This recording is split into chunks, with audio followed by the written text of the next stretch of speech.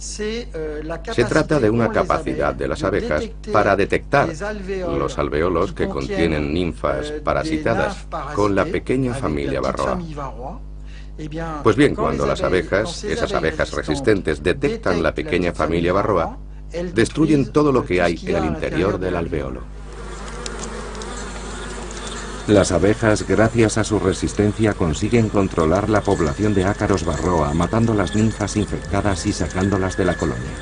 Es una forma de cooperación social. ¿En qué se diferencian estas abejas resistentes de los millones que mueren por el Varroa?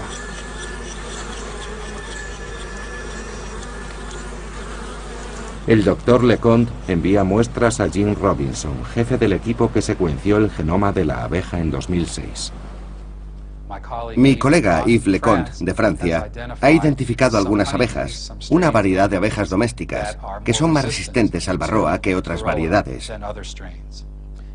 Envió muestras de esta variedad a mi laboratorio y analizamos su actividad genética, usando la técnica de microconjuntos, para intentar obtener algunas pistas sobre las causas de su resistencia.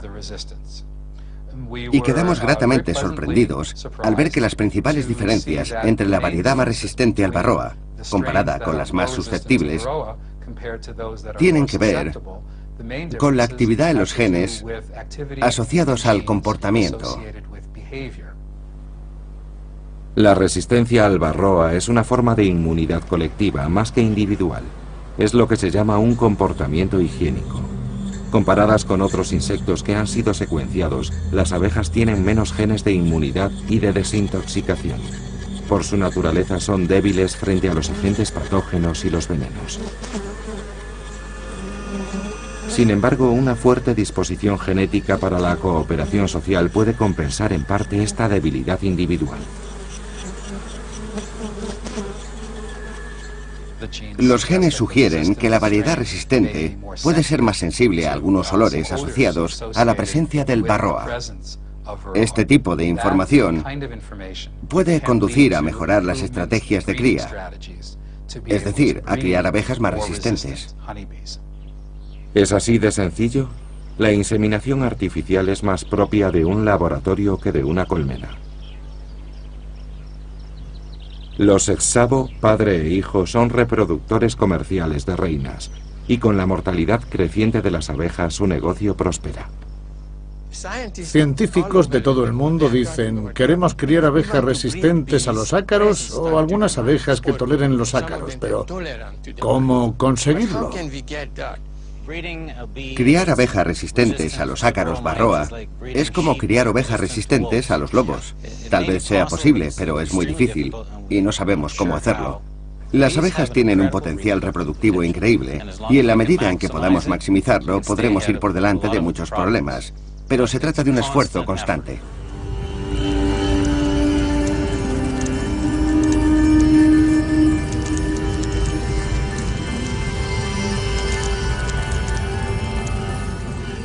La vida de la colonia depende de la reina. Solo hay una. Es la madre de todas las abejas de la colmena. Una corte de obreras la asea y la alimenta noche y día. La ayuda a poner hasta 2000 huevos al día. La reina emite una señal química, una feromona, que calma y coordina a la colmena. Si produce menos feromona o si deja de poner huevos, las obreras la matan y se dedican a criar a una nueva reina, porque una colonia sin reina está condenada. El arte del criador es hacer creer a las obreras que necesitan una nueva reina. Hay una en cada jaula. Lo hacemos así porque si están en contacto entre ellas, se pelean. Las reinas valen entre 20 y 30 dólares cada una. Depende de la cantidad que compre el cliente. Si compra más de 100, son a 20 dólares cada una. Esta caja costaría 2.080 dólares para el apicultor. Pueden salir 104 colmenas de esta caja. El mercado determina las características de la abeja doméstica. Los apicultores prefieren abejas pacíficas y productivas, y son las que los criadores tratan de producir. Un centenar de criadores suministran los centenares de miles de reinas que se compran y venden cada año en América del Norte. El resultado es una producción de abejas cada vez más uniforme. A esto se suma que la abeja doméstica no es endémica del continente americano, sino que llegó en el siglo XVII, con los primeros emigrantes europeos. Las abejas domésticas de América comparten un patrón genético limitado. La escasa diversidad hace que la población esté más predispuesta a padecer enfermedades y problemas. Pensamos que este hecho puede estar contribuyendo. No creemos que sea la causa del CFD o de la disminución de las abejas, pero por lo que respecta a las abejas domésticas, podría suponer una debilidad para ellas. Si las abejas del mundo son débiles frente a la enfermedad, es en parte por culpa del hombre. Al tratar de producir una abeja perfecta, hemos puesto en peligro ciertas cualidades necesarias para su adaptación al entorno. Mucho antes de que existiese el hombre, las abejas se habían adaptado a las condiciones de sus diversos hábitats. Las abejas negras de las latitudes nórdicas aprendieron a almacenar más miel en menos tiempo para sobrevivir al largo invierno. La abeja negra, más agresiva, se adaptó al crudo clima de Escocia a lo largo de generaciones, así como Willie Robson ha adaptado su apicultura a sus necesidades. Mi padre me introdujo en la apicultura en los años 50 y recuerdo que me decía, volveremos a empezar y las que murieron, muertas están. Y desde entonces hemos trabajado sobre el principio de que si no conseguían sobrevivir al invierno, es que no eran fuertes. Nuestro objetivo, y lo que hemos conseguido, es obtener una resistencia natural y total a todas las enfermedades conocidas de las abejas. Ahora que el varroa está progresando, tenemos que esperar que también desarrollen resistencia contra él. Y eso va a ocurrir. Yo no lo veré, pero se producirá en los próximos 50 años. Las abejas son muy capaces de adaptarse a este nuevo reto. Respetando los métodos tradicionales, Willie Robson se ha convertido en uno de los productores de miel más importantes de Escocia. Siempre ha confiado en la naturaleza. Creo que si se crían solo con el fin de que sean dóciles y produzcan miel, se las priva de muchas otras cualidades necesarias y esto, lógicamente, acarrea problemas. Una vez que se elimina en su cría el elemento que les da resistencia a la enfermedad, ya no lo podemos recuperar. Para controlar la enfermedad nos veremos obligados a utilizar pesticidas. Cuando interferimos en la naturaleza, basta con cruzar una línea muy fina para encontrar problemas. Y estos nos acaban costando 10 veces más de lo que habíamos pensado. Solucionar problemas en la producción de seres vivos es un verdadero quebradero de cabeza. En un mundo ideal, Willie debería ser un modelo, pero ya es muy tarde. Si los apicultores del mundo entero decidieran adoptar hoy un método tan radical de resistencia natural, la mayoría de sus abejas morirían y la economía agrícola mundial se derrumbaría. Todo el mundo se pregunta, ¿qué pasaría si las abejas domésticas desapareciesen? Pues actualmente no hay nada que pueda sustituirlas. Una hectárea de alfalfa en flor o de almendros son millones de flores que tienen que ser visitadas por las abejas, por polinizadores, para que se dé una óptima polinización. Y eso no se puede conseguir con colonias de abejorros, aun cuando los abejorros sean más eficaces que las abejas domésticas para ciertos cultivos. No podrían hacerlo. Una colonia de 50 abejorros, incluso de 100 abejorros, comparados con una colonia de 30.000 abejas, no puede rendir al mismo nivel en lo que se refiere a la polinización. En el transcurso de los siglos, la agricultura se ha desarrollado gracias a una gran diversidad de polinizadores. Las abejas domésticas no eran más que una de las múltiples especies de abejas que visitaban los cultivos. Hay por lo menos 19.000 especies de abejas silvestres en nuestro planeta, pero también estas están desapareciendo. Esta es pequeña. Hay más de 30 especies de abejas en mi jardín, y eso que no dedico mucho tiempo a buscarlas. Una pequeña y bonita abeja. La desaparición de abejas silvestres está documentada desde 1992, pero es difícil de evaluar porque nadie había censado las poblaciones antes. Diferentes especies de abejorros, que eran muy comunes, han desaparecido. Algunos todavía se pueden encontrar en lugares recónditos, en las altas montañas de Colorado o al norte de la Columbia Británica.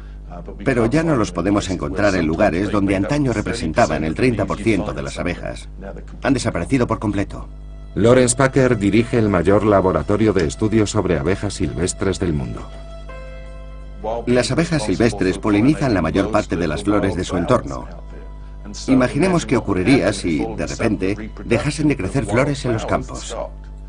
No habría frutas ni bayas para alimentar a las aves y a muchos mamíferos. El ecosistema terrestre sería muy distinto del que conocemos si desapareciesen las abejas. La mayor parte de las abejas silvestres son polinizadoras muy especializadas. Algunas se alimentan exclusivamente de un tipo de planta. Si la abeja desaparece, la planta también. ¿La ven allí arriba? Sí, parece una avispa, pero es una abeja. Es una Antidium, de la familia de las Megachilidae. Este es un abejorro común, Bombus terrestris. Miren, aquí hay otro.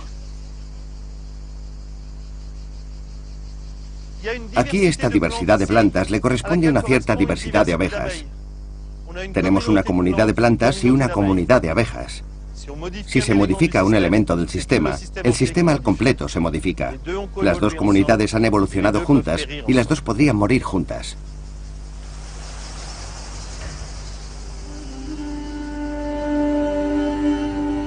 Las abejas silvestres no son atacadas por el varroa, ni por los virus que diezman a las abejas domésticas.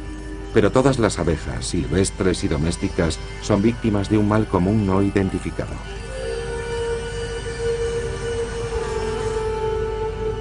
Para Paul Ehrlich, fundador de la ciencia de la coevolución, las abejas tienen la tarea de mantener la vida sobre la Tierra. Es preocupante saber que las abejas y otros polinizadores no están bien, porque ellos constituyen lo que llamamos vínculos móviles. Se mueven en la naturaleza y conectan cosas, y que las cosas que conectan en la naturaleza no funcionen es una mala señal. Uno de los aspectos más importantes de la evolución, de cómo surgen los organismos que pueblan nuestro planeta, que mantienen nuestra vida y cuya propia evolución nos hace existir, no es que esa evolución se produzca por la presión del entorno físico, es decir, del frío, del viento, etc., sino que hay organismos que crean presiones selectivas. De manera que, por ejemplo, las plantas y las abejas han evolucionado juntas a lo largo del tiempo.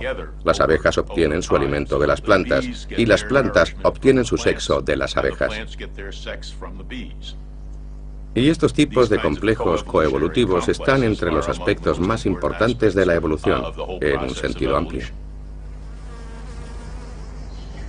No solo las abejas y las flores han evolucionado juntas. La coevolución funciona como una red. Hay una criatura que provoca un impacto fundamental sobre los demás seres vivos: el hombre. Por primera vez en la historia, la actividad humana está incidiendo de manera fundamental sobre el sistema natural. Y por eso también por primera vez en la historia de la humanidad existe la amenaza de un colapso de la civilización mundial. Y todo puede hundirse, en parte, debido a las abejas.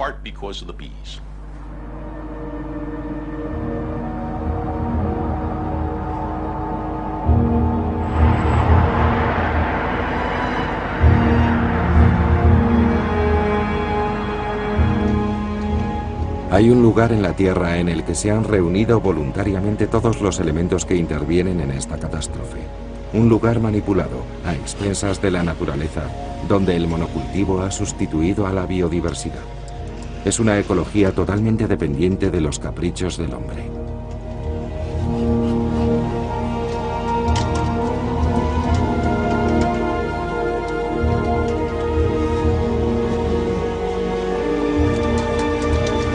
Este es el Valle Central de California a finales de febrero, cuando tienen que ser polinizadas las flores de estos almendros que se extienden a lo largo y ancho de 300.000 hectáreas. Hacen falta 36.000 millones de abejas. Es la mayor migración animal del mundo. Sin las abejas, la polinización por el viento produciría 10 kilos de almendras por hectárea. Con las abejas, los almendros producen 700 kilos por hectárea, es decir, 70 veces más. Aquí se cultivan el 80% de las almendras del mundo. Las almendras son muy importantes en California. Ahora mismo, la mitad de las colonias del país se ha trasladado a California para la polinización de la almendra. Creemos que en el año 2012, el 86% de las colonias que hoy existen en el país se trasladarán a California para la polinización. Ahora bien, si el número de colonias disminuye al ritmo actual, harán falta todas las colonias del país para hacer la polinización en California. Las almendras aportan más dinero a la economía californiana que las uvas o el vino, y por eso hay tal necesidad, una verdadera demanda de abejas. ¿Cómo obtienen tantas abejas los productores de almendra? Llaman a un pequeño despacho de la ciudad de Bakersfield, donde Joy Traynor lleva 40 años poniendo en contacto a apicultores y productores. Joy Traynor es un broker de las abejas. Cuando empecé en los años 60, había abejas suficientes en California para cubrir todo el territorio, que era por entonces de unas 40.000 hectáreas, y el alquiler de las abejas era de $3 por colonia. Pero como los terrenos se han extendido a unas 260.000 hectáreas, ahora no hay suficientes abejas en el estado. Por eso hay que importar abejas, y los costes de transporte han aumentado los precios. El alquiler está ahora entre 130 y $200. Joy Traynor promete a los apicultores un buen precio por el alquiler de sus colmenas y a los productores de almendra colmenas sanas para una polinización eficaz. Mi trabajo es poner las abejas en la senda de la prosperidad, en prever dónde serán más útiles. O sea que casi tengo que pensar como una abeja.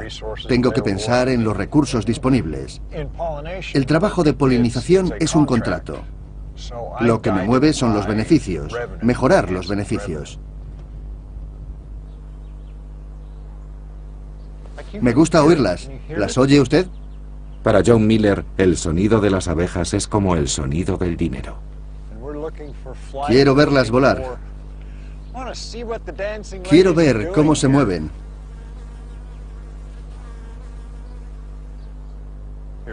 Mire esta flor, ¿la ve? Se acaba de abrir y los granos de polen están en las partes florecientes. Esta es de ayer y ya ha sido polinizada. ¿Ve la diferencia entre esta y esta? Aquí ya han buscado y recogido el polen y ha sido removido por las abejas al hurgar en la flor. John Miller es uno de esos apicultores que mantienen sus colmenas en continuo movimiento. Sus abejas recorren decenas de miles de kilómetros cada año para polinizar cultivos por todo el país. Algunos años son mejores en el negocio de la polinización. Nos dedicamos a las almendras y después algunas abejas van al estado de Washington para polinizar manzanos. Eso nos da oportunidad de tener dos fuentes de ingresos, pero con las manzanas no se obtienen tantos beneficios como con las almendras. Después viene la producción de miel en Dakota del Norte. Unos años son secos y otros húmedos, hay años calurosos y otros que no. En parte es cuestión de suerte, y hay que sentirse cómodo con el riesgo, así es la agricultura. Unos años son buenos y otros terribles. Pero para las abejas hasta un buen año puede resultar terrible. Sufren el estrés del transporte, de la reorientación, los cambios de alimento, de clima, los medicamentos, las infecciones y no tienen posibilidad de adaptarse. Tenemos que trasladar estas colmenas. Aquí es pleno invierno y estamos intentando llevarlas donde haya otras muchas, para que así tengan la fuerza, el número y la capacidad de acudir a una gran concentración de flores, porque todos estos árboles florecen al mismo tiempo. Bingo, pequeña.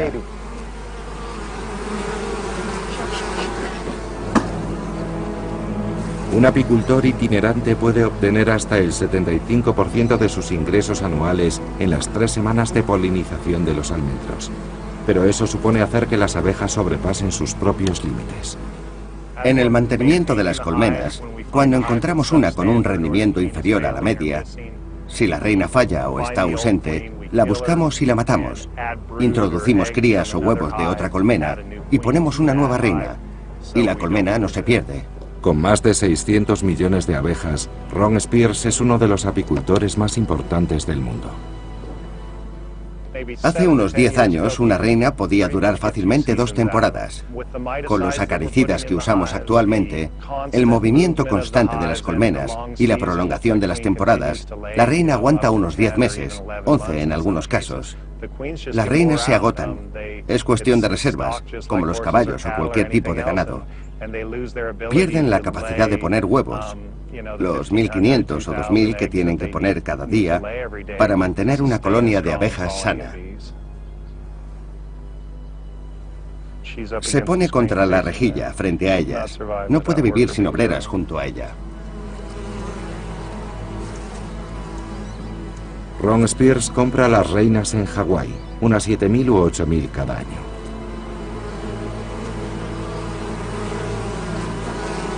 Con la polinización a escala industrial, se ha roto la relación de las abejas con el entorno y con las estaciones.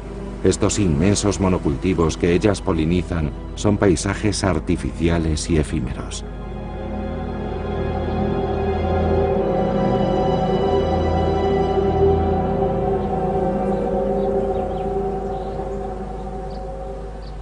Incluso en medio de la abundancia, las abejas pueden morir de hambre. En un entorno natural florecen múltiples plantas al mismo tiempo, aportando una rica variedad de polen y de nutrientes. Pero aquí las abejas no tienen elección. No hay más que un tipo de polen.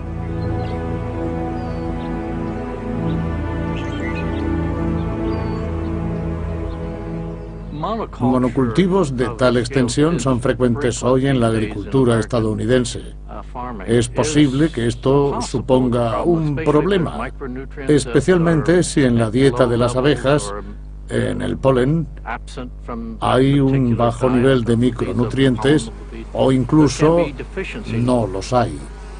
Se necesita un nuevo plan de gestión en la alimentación de las colonias, con proteínas de buena calidad, grasa, vitaminas, minerales, para que crezcan con rapidez y tengan el tamaño requerido para polinizar almendros. Es una nueva manera de gestionar las colonias. Nos estamos pareciendo cada vez más a los criadores de cerdos o de pollos, en el sentido de que proporcionamos la comida a los animales.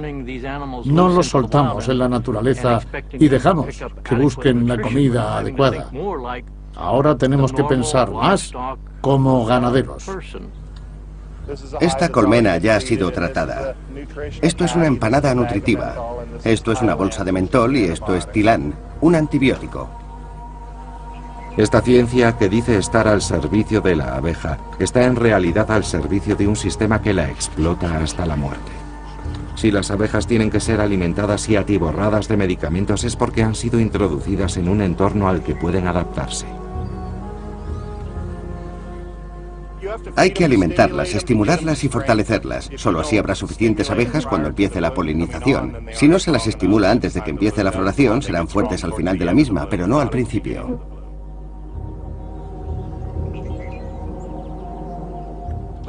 Constituyen un tipo de apicultor completamente diferente y no tengo nada contra ellos. Es la naturaleza del negocio, aunque cada paso que se da por ese camino acarrea problemas. No me gustaría verme envuelto en eso. Eso no es apicultura. Es un campo de minas. Es realmente triste. Todos los males de la abeja se reúnen aquí. Proliferan los parásitos y los virus. El ritmo de las estaciones se ha roto. La tierra está saturada de pesticidas, fungicidas y fertilizantes químicos. Es un infierno para las abejas. Estos apicultores industriales fueron los primeros en padecer el síndrome del derrumbamiento de las colonias. Muchos investigadores señalan a esta combinación de gestión agresiva y entorno muy degradado como una de las posibles causas del CCD. Los apicultores saben que las colonias pueden sencillamente debilitarse y morir.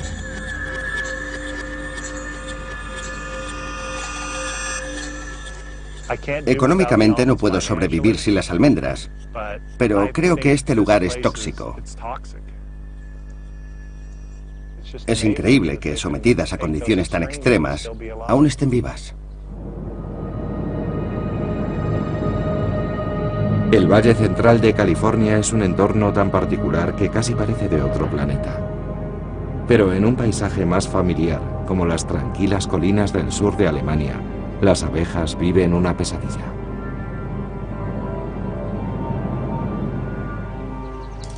En mayo de 2008, en Baden-Württemberg, las máquinas que plantaban semillas de maíz tratadas con pesticidas levantaron una nube de polvo. Esta nube contaminada se depositó en los brotes de los manzanos y en los campos de colza, en un área de más de 300 kilómetros cuadrados. 11.500 colmenas destruidas, 330 millones de abejas. Cuando por la mañana temprano fuimos a ver a las abejas, muchas de ellas estaban muertas. Durante todo el día las vivas se llevaron a las que estaban muertas, porque las abejas no suelen morir en la colmena.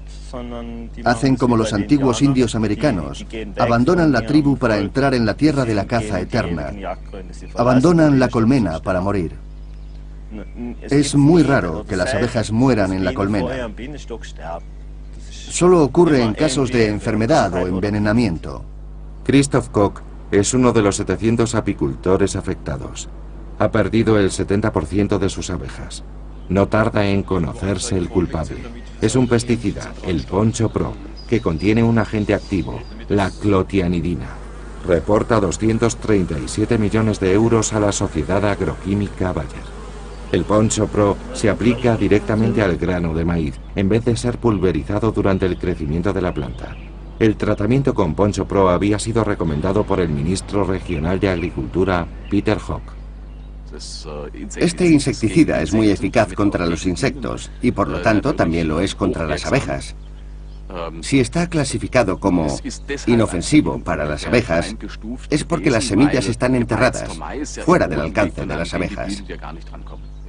Algunos hechos parecen demostrar un uso incorrecto del producto. Eso y las compensaciones son las líneas de nuestra investigación. Hay pruebas que demuestran que las compañías efectuaron erróneamente el recubrimiento de las semillas. Algunos lotes del agente adhesivo usado para pegar el insecticida a los granos de cereal eran defectuosos. Todo parece claro, un simple accidente. Pero en los análisis del Laboratorio Nacional, las abejas muestran dosis de clotianidina bastante inferiores al nivel que se considera mortal.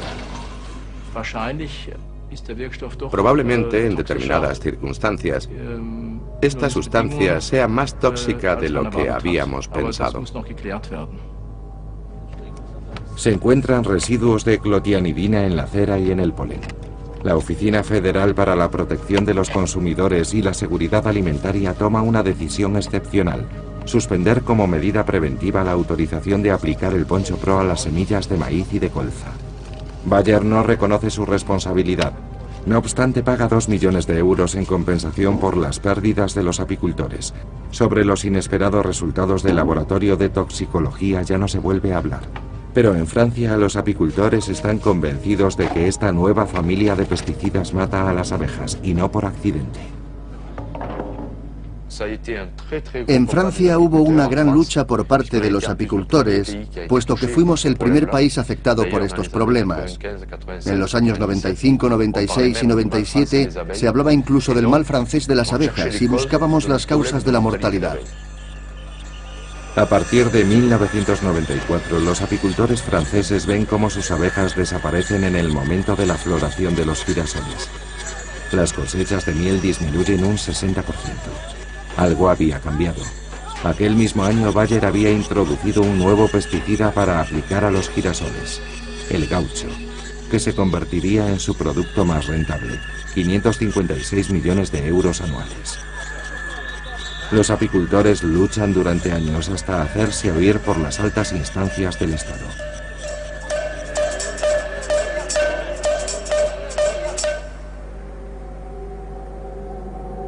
El gaucho, utilizado con el maíz y el girasol, es un pesticida neonicotinoide sistémico como el Poncho Pro. Son pesticidas sistémicos que se aplican a las semillas y se difunden por la propia planta durante su crecimiento. Bayer afirmó que el producto era inofensivo para las abejas porque su agente activo, el imidacloprid, no contamina ni el polen ni el néctar. Investigadores franceses encontraron residuos de pesticida en el polen y el néctar del girasol, y estudios de laboratorio demuestran que dosis tan ínfimas como 3 partes por millón de imidacloprid afectan a las abejas. A la vista de estas contradicciones, el Ministerio de Agricultura suspendió el gaucho como medida preventiva. Mucha gente tiene la impresión de que ya no se utilizan pesticidas, ya no se ven en los campos aquellos pulverizadores con rampas de pulverización enormes, aquellas nubes que todos hemos visto en las películas. Y por eso tenemos la impresión de que en nuestros campos ya no se emplean pesticidas. No obstante, hay que decir que estos pesticidas tienen tal toxicidad que unos miligramos depositados en la semilla bastan para convertir en tóxica toda la planta, incluso en fase de floración. Y en consecuencia toda la fauna polinizadora, no solamente las abejas domésticas, sino toda la fauna, desde la eclosión de la larva y de hecho toda su vida, va a nutrirse de alimentos contaminados. Pero la toxicidad de los neonicotinoides no solo afecta al polen y al néctar. En 2009, unos investigadores italianos descubrieron que plantas de maíz tratado exudan dosis letales de pesticida en una especie de savia líquida que se forma en el exterior de la planta. Esas pequeñas gotas son hasta 1000 veces más tóxicas que el néctar contaminado. Una abeja que beba este líquido morirá en unos minutos. Bayer aduce que no hay ninguna prueba de que las abejas puedan estar en contacto con ese líquido en la naturaleza, porque experimentos hechos en laboratorio no son representativos de lo que pasa en el campo.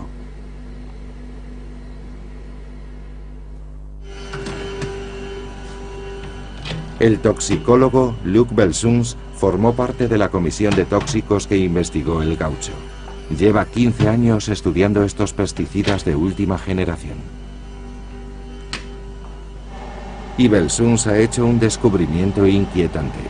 Los neonicotinoides tienen efectos diferentes según la dosis. Una exposición repetida, incluso con dosis ínfimas, puede tener resultados inesperados. Con estos insecticidas no hay dosis seguras. No se puede hablar de los efectos menores cuando el insecto muere. Sin embargo, cuando se disminuye la dosis y esta no resulta letal de forma inmediata, se pueden apreciar otros efectos. A estos efectos se les denomina subletales. Sub quiere decir por debajo, es decir, por debajo del fenómeno letal, por debajo de la mortalidad. Sobre la base de nuestros estudios podemos decir ahora que el comportamiento de un tóxico en un organismo no es necesariamente el esperado. Cuando las dosis se repiten, el tóxico no induce a la mortalidad en el sentido esperado. Es decir, las fuertes dosis no son las más tóxicas y no se está más protegido porque las dosis sean menores. Lo que ahora se plantea es saber si este fenómeno, que se ha demostrado en la abeja, es o no extrapolable al hombre. Estos efectos subletales son fuente de intoxicación del sistema nervioso. Una pérdida de memoria o una parálisis temporal son catastróficas para las abejas domésticas o silvestres. El envenenamiento a un nivel subletal de los pesticidas podría ser la causa de la desaparición de las abejas. Las investigaciones de Marian Fraser demuestran que las abejas están expuestas permanentemente a muchos productos químicos agrícolas, y no son solo las abejas adultas las que resultan afectadas. Al principio nos preguntábamos si los pesticidas penetraban en la colmena, en la comida de las abejas, en la cera donde se desarrollan las crías. Esa era nuestra primera pregunta y ya ha sido contestada. Sí, penetran en la colmena. En algunas muestras de polen hemos encontrado hasta 31 pesticidas diferentes. De media encontramos 6 pesticidas por cada muestra de polen. Resulta que las abejas domésticas son grandes monitoras medioambientales. Recogen todo lo que hay en el ambiente. Nosotros pensamos que el aire lo disipa todo, pero no es así. El secuenciado del genoma ha revelado que las abejas tienen una debilidad genética inmunitaria, pero también una debilidad genética para la desintoxicación. Están prácticamente indefensas frente a los pesticidas. Las interacciones de los diferentes productos químicos hallados en el interior de la colmena son para todas las abejas un peligro de una magnitud desconocida. Tenemos pruebas, las primeras pruebas, que muestran que estos pesticidas combinados tienen un efecto tóxico sinérgico. Es decir, que 2 o 3 pesticidas en una dieta de polen para las abejas tienen un efecto aditivo sobre esos pesticidas. Estamos viendo que algunos productos, en particular algunos fungicidas y pesticidas, pueden unir sus fuerzas. Esto quiere decir que pueden ser mucho más tóxicos cuando se juntan que la suma de cada uno de ellos por separado. Otoño de 2009. En el Congreso de Apimondia en Montpellier, el papel de los pesticidas es muy controvertido. Por los pasillos circula una noticia. Parece que un estudio aún no publicado por entonces demuestra un nuevo tipo de sinergia. Sus autores son los norteamericanos Jeff Pettis del Departamento Estadounidense de Agricultura y Dennis Van Engelstor. Expusimos colonias enteras a niveles muy bajos de neonicotinoides y después enfrentamos abejas de estas colonias con el nosema, un patógeno intestinal. Aun cuando administramos el pesticida a niveles muy bajos, apreciamos un aumento en los niveles de nosema en respuesta directa a la administración de neonicotinoides y en comparación con las que fueron alimentadas con proteínas normales. Ustedes midieron ese efecto a unos niveles en los que no se puede detectar el pesticida.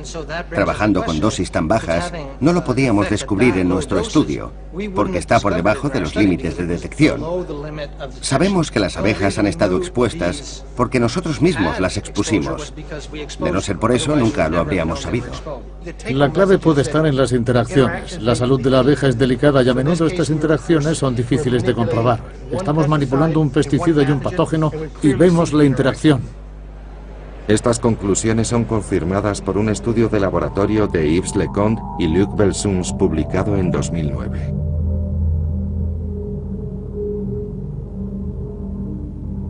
Incluso a niveles indetectables, los pesticidas neonicotinoides debilitan la inmunidad de la abeja. Si esta es la respuesta al misterio de la desaparición de las abejas, entonces la simple eliminación de estos pesticidas podría salvarlas.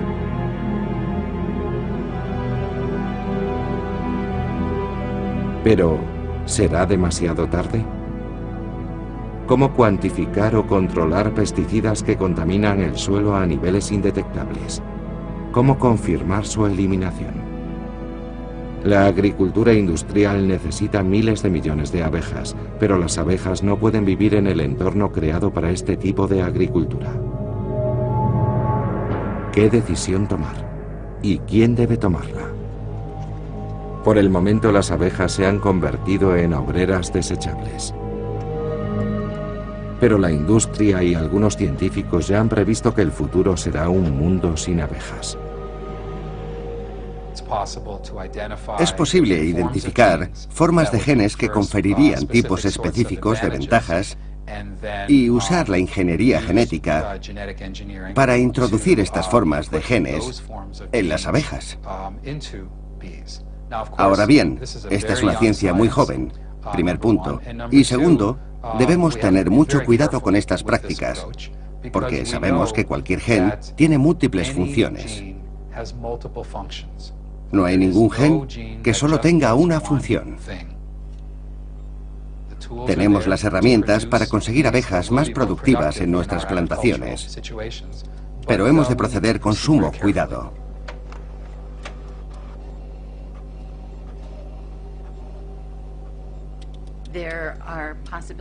Hay posibilidades tecnológicas, algunos inventos mecánicos para proporcionar servicios de polinización, incluso quizá la posibilidad de diseñar abejas robóticas, si vamos un poco más allá, en el futuro.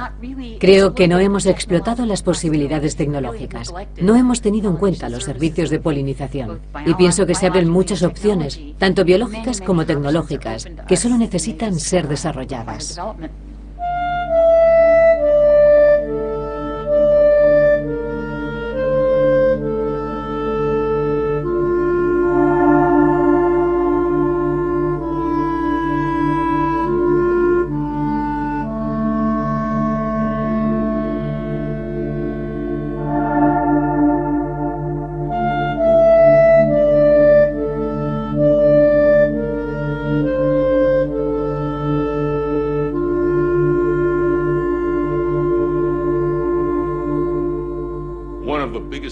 Uno de los mayores problemas a los que nos enfrentamos, en mi opinión y en la de muchos otros científicos, es que hemos tomado caminos equivocados en nuestra tecnología agrícola.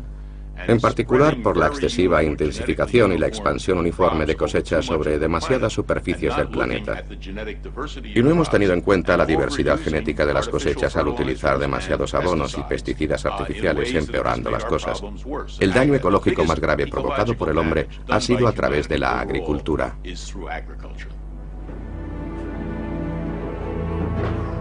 Antiguamente los mineros llevaban un canario en una jaula cuando descendían a la mina. Si el pájaro moría, los mineros sabían que el aire se había vuelto peligroso. Las abejas son mucho más sensibles que los humanos a los venenos medioambientales. Ellas son las centinelas del medio ambiente.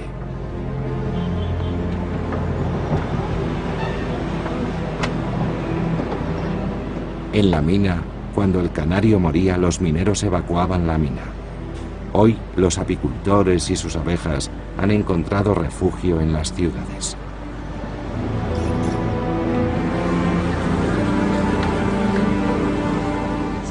Un panal magnífico.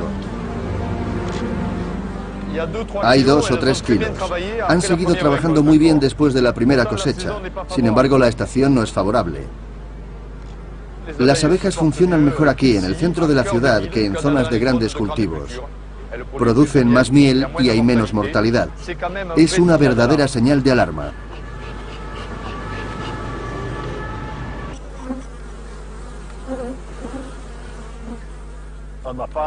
El epitafio de la tumba de mi padre habla de abejas. Significaría algo así como: mientras las abejas vuelvan cargadas con su tesoro, el tiempo seguirá siendo oro. Es una referencia a las abejas que se utilizaban como medicina terapéutica. Los ancianos y las personas convalecientes se sentaban a contemplarlas. Las abejas trabajaban todo el día y aquellos hombres eran felices allí sentados, mirándolas. Y estas no les picaban porque eran colmenas caseras que tenían en el jardín y estaban acostumbradas a las personas. Yo vivo en el campo, en el hermoso campo, y no solo cuido de las abejas, también me relaciono con la gente. Todo forma una comunidad, la comunidad campestre. Y encontrarse con gente como pastores, granjeros y agricultores es una forma de vida. Yo soy apicultor y cada uno hace su trabajo. Sería una verdadera lástima que todo esto acabara por desmoronarse y desaparecer.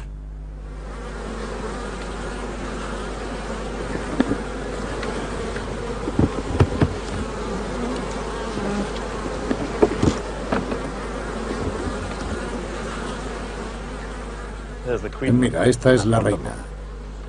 ¿No es maravillosa? Está asustada, no le gusta estar expuesta. Es bonita, ¿verdad?